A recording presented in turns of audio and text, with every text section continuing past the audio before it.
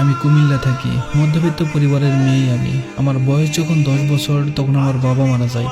মায়া খাতে আমাদের 3 বোনকে বড় করেছে, কখনো অভাব কি জিনিস বুঝতে দেয়নি। আমার বয়স যখন 16 তখন একজনের মায়ে পড়ে গিয়েছিলাম। আমার চাচাতো ভাই, তার বোন নেই। ছোটবেলায় তার বোন নেই দেখে আমাকে দত্তক নিতে চেয়েছিল তার পরিবার, কিন্তু আমার বাবা দেয়নি। ছোটবেলা থেকে তার মাকে আমি আম্মু বলে ডাকতাম, আর তাদের 2 ভাইকে আমি ভাইয়া বলে ডাকতাম। সবকিছু ঠিকই ছিল, কিন্তু সে যখন ঈদে বাড়িতে আসলো তখন তাকে কেন জানি আমার পছন্দ হয়, ভালো লাগতে শুরু করে। তার সাথে অনেক ফ্রি ছিলাম, সেও ছিল। তারা ঢাকায় থাকে। ঈদের পর চলে যাওয়ার পর বুঝতে পেরেছি আমি তাকে পছন্দ না, ভালোবাসি। কিন্তু আমি যখন তাকে আমার ভালো লাগার ব্যাপারটা বলি, সে প্রথমে রাজি হয় না।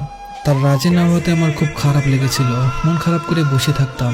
কিন্তু তার 2 দিন পর 9 সেপ্টেম্বর 2023 সে রাজি হয়। তখন থেকে আমাদের রিলেশনটা শুরু হয়। কিন্তু সে সম্পর্কে যাওয়ার আগে শর্ত দিয়েছিল, রিলেশন করবে কিন্তু বিয়ে করবে না। আমি তখনও রাজি হয়ে গিয়েছিলাম, কারণ আমি ভেবেছিলাম মানুষের ভাবনা পাল্টায়, তারাও পাল্টাতে পারে। আমি ভেবেছিলাম আমি যদি আমার সবটুকু ভালোবাসা দিয়ে তাকে ভালোবাসি, তাহলে সে অবশ্যই আমাকে ভালোবেসে বিয়ে করবে। কিন্তু আমি ভুল ছিলাম, সে পাল্টায়নি। তাকে বহুভাবে বিয়ের কথা বলেছি। যতবার বলেছি ততবার কথা বলা বন্ধ করে দিয়েছে। 6 বার ব্রেকআপ হয়েছিল। আমি নিজে থেকে আবার সবকিছু ঠিক করে নিয়েছি। ভালোবাসার প্রমাণ দিতে গিয়ে বহুবার বিলিয়ে দিয়েছি নিজেকে, তারপরেও সে আমার ভালোবাসাটা বোঝেনি। 19 ফেব্রুয়ারি 2025 তাকে আবারও বললাম বিয়ের কথা। সে হাজারো অজুহাত দেখালো, সমাজ মানবে না, পরিবার মানবে না, আরো কত কি। তার 2 দিন পরেই শুনি তার বিয়ে ঠিক হয়ে গেছে। এ কথাটা শোনার পর নিজেকে আর ধরে রাখতে পারিনি। চেয়েছিলাম আত্মহত্যা করতে, কিন্তু আমি সেটাও পারিনি। সে কেন ভালোবাসলো না আমাকে? আমার বাবা নেই বলে, আমার টাকা পয়সা নেই বলে? তাকে বলেছি সারা জীবন তার পরিবারের গোলাম হয়ে থাকবো, কখনো কিছু চাইবো না, কিন্তু সে শোনেনি। আমার আর্তনাদ তার মন গলাতে পারেনি। অবশেষে আমি বুঝতে পারলাম, আপনি যদি কাউকে সবটা দিয়ে ভালোবাসেন, তার জন্য সব করতেও পারেন। সে যদি আপনাকে ভালো না বাসে, তাহলে আপনার ভালোবাসার কোনো মূল্য পাবেন না। আসলে জোর করে কারো কাছ থেকে আর যাই হোক ভালোবাসা পাওয়া যায় না। তাকে অভিশাপ দিব না, কিন্তু আমি খুব করে চাই সে একদিন আফসোস করুক, খুব বাজেভাবে করুক। হ্যাঁ, আমি এটাই চাই। তো এই ছিল আজকের গল্প। আসলে জোর করে সব পাওয়া গেলেও ভালোবাসা পাওয়া যায় না। যে থাকতে চায় না তাকে কি আর জোর করে রাখা যায়?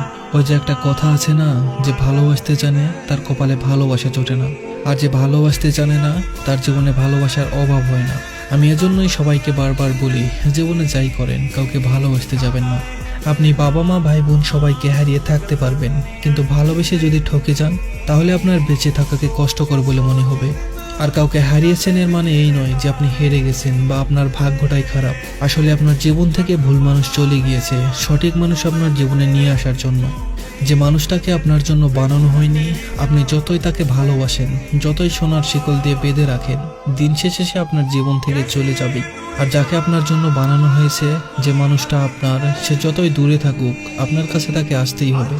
তাই জীবন থেকে কেউ চলে গেলে ভেঙে না পড়ে, মন খারাপ না করে থেকে বরং খুশি হন যে আপনার জীবনে সঠিক মানুষ আসার রাস্তা ক্লিয়ার হয়ে গেছে। যাই হোক, আমাদের গল্পগুলো ভালো লাগলে অবশ্যই কমেন্ট করে জানাবেন। আর নতুন নতুন গল্প পেতে অবশ্যই ফেসবুক পেজটা ফলো করে দিবেন।